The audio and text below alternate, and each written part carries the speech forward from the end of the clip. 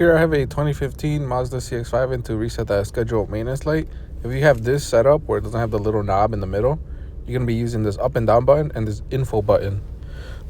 Okay, so you want to press, I think you press info a couple times just to get rid of it, and then you scroll down to settings, or press down till you go to settings.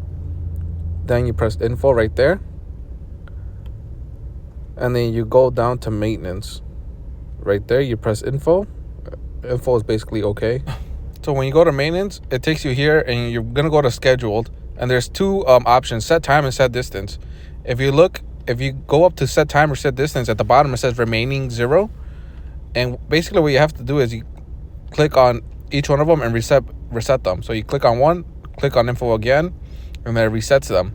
So it resets it to 6 months and 5,000 miles, and you can change that if you want. And what you want to do is you want to look down where it says remaining. So for example, on this tire rotation, set distance, you see down there it says remaining 0 miles. If you click on it again, it resets it. That's the reset. So where it says remaining, that's how much time you got left, or how many miles you got left until your next oil change or your next tire rotation. So hopefully this helps you out.